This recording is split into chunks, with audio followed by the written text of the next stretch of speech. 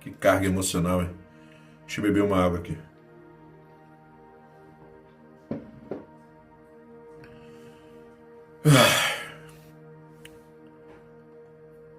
Continuando. O Você Sabia de hoje é uma pergunta o seguinte. Você sabia que a relação entre cristianismo e política no Brasil é muito mais antiga do que a atual presença dos evangélicos na direita? É isso mesmo.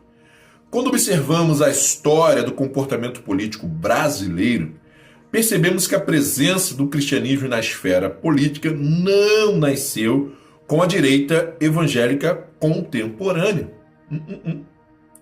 Antes desse movimento recente agora, setores do catolicismo já haviam desenvolvido uma intensa tradição de participação social, cultural e política. Mas o que aconteceu? Ao longo do século XX, não foi simplesmente a entrada do cristianismo na política, mas uma transformação na maneira como diferentes grupos cristãos compreenderam sua responsabilidade diante da sociedade. Na década de 1950 e 1960, movimentos ligados à ação católica, como a Juventude Estudantil Católica e a Juventude Universitária Católica, passaram a estimular entre seus integrantes uma leitura mais social e engajada da fé. Partes desses militantes começou a compreender que a experiência cristã não deveria estar limitada à vida privada ou exclusivamente às práticas religiosas, mas também deveriam produzir consequências na realidade social. É nesse ambiente que surge em 1962 a Ação Popular, organização que teve forte participação de militantes oriundos do universo católico, especialmente da Juventude Universitária Católica. A trajetória da Ação Popular é particularmente importante porque demonstra que a aproximação entre cristianismo e política não ocorreu simplesmente porque a esquerda decidiu incorporar o cristianismo. Não foi isso que aconteceu. O processo histórico foi, em grande medida, inverso e mais complexo. Determinados cristãos passaram a politizar sua compreensão de fé e, progressivamente, aproximaram-se de diferentes correntes da esquerda.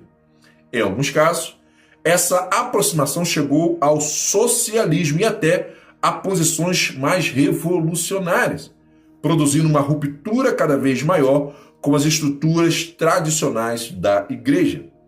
O testemunho de Herbert José de Souza, o Betinho, ajuda a compreender esse ambiente de formação.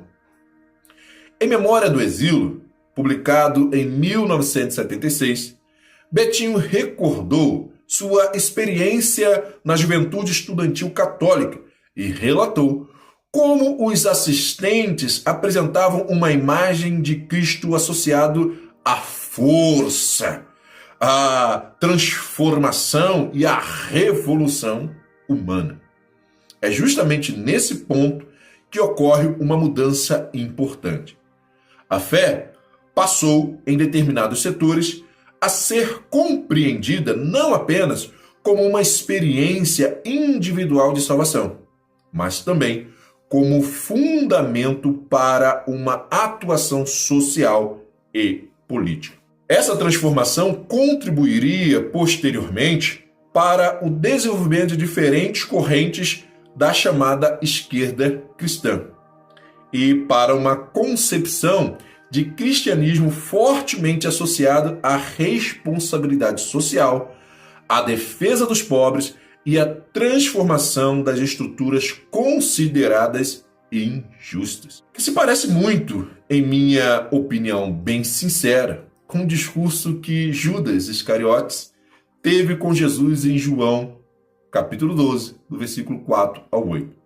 O contexto ali foi quando Maria foi ungir Jesus com um vaso de um perfume de muito valor, e ele disse: por que este perfume não foi vendido e o dinheiro dado aos pobres? seriam 300 denários. Mas o texto explica na sequência que a sua verdadeira intenção não era os pobres, mas era porque ele cuidava da bolsa e ele roubava o dinheiro que era depositado lá. Então, às vezes, será que a preocupação com os pobres é uma preocupação legítima? O próprio Jesus disse que os pobres sempre teremos em nosso meio, porque há 3 tipos de pobre. O pobre de alma, né? O pobre de alma, aquele pobre que tem alma de pobre. Não sei se você fez referência aí a um áudio antigo vazado, né? Alma de pobre. Tem outros que são pobres de espírito e são dependentes de Deus, são bem-aventurados, buscam a espiritualidade. E tem o pobre financeiro, o pobre humano, aquele que nasceu pobre e consegue sair da pobreza. Então, ele é um pobre momentâneo. Ou vai morrer pobre, ou vai sair da pobreza, mas é uma questão momentânea. Agora, o pobre de alma, não. O pobre de alma, meu amigo, ele faz de tudo para continuar sendo pobre. Bom, precisamos ressaltar o seguinte. Não existe uma linha, tá? Você não vai encontrar na historiografia uma linha, uma sucessão de fatores que culminaram no Partido dos Trabalhadores. Por exemplo, a Juventude Estudantil Católica, depois Juventude Universitária Católica, Ação Popular, Comunidades Eclesiais de Base, e aí vem o PT. Não tem essa linha, né? Foram processos que foram acontecendo e de uma forma bem mais ampla, concomitantes, enfim, mas tem, né, o Partido dos Trabalhadores tem essa bebida nas comunidades eclesiais de base, especialmente durante as décadas de 1970 e 1980, que tornaram-se esses espaços muito importantes para a formação comunitária, mobilização social e participação popular.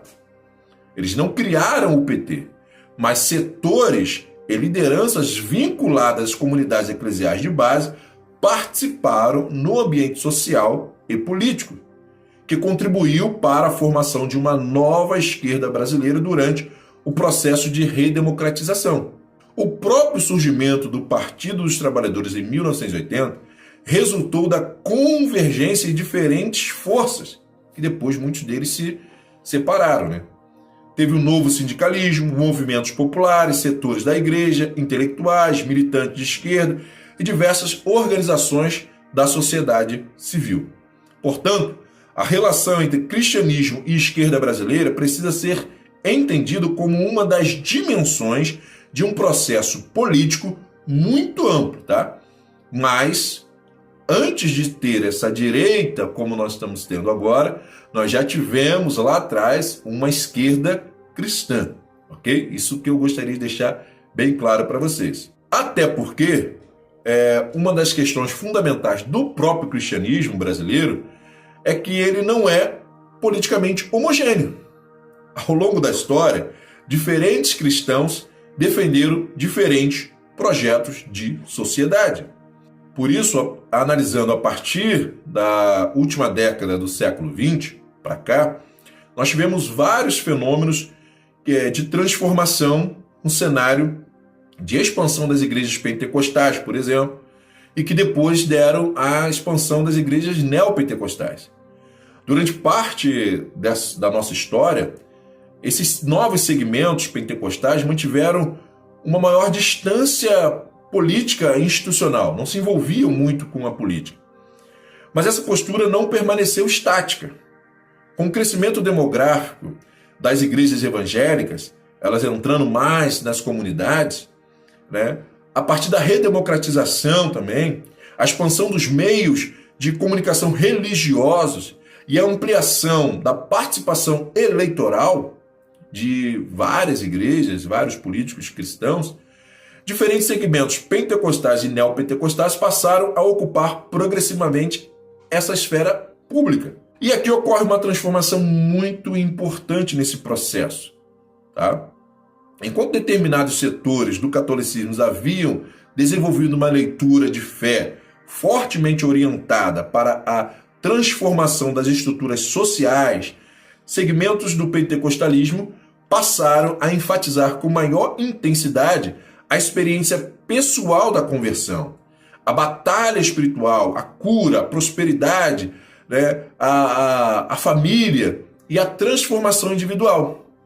Colocando muitas vezes na questão que se você está sofrendo algum problema, isso é culpa do maligno, é uma maldição na sua vida.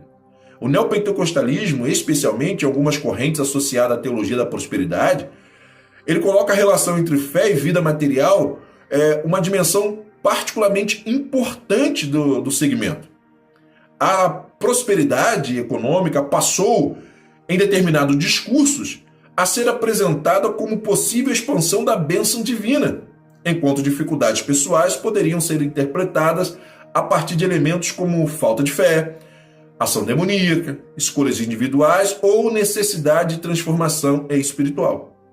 Isso não significa que todo pentecostal ou neopentecostal pense dessa maneira, nem que as igrejas evangélicas tenham abandonado a ação social. Significa apenas que determinadas correntes passaram a interpretar problemas humanos e econômicos prioritariamente a partir de uma perspectiva individual e espiritual, em contraste com interpretações que enfatizavam estruturas econômicas, relações de classes, transformações institucionais. Essas diferenças de interpretação ajudam a compreender parte da mudança no comportamento político de segmentos do eleitorado evangélico brasileiro. De um lado, nós encontramos tradições cristãs que enfatizam a transformação social e a justiça econômica, a ação comunitária e a responsabilidade coletiva.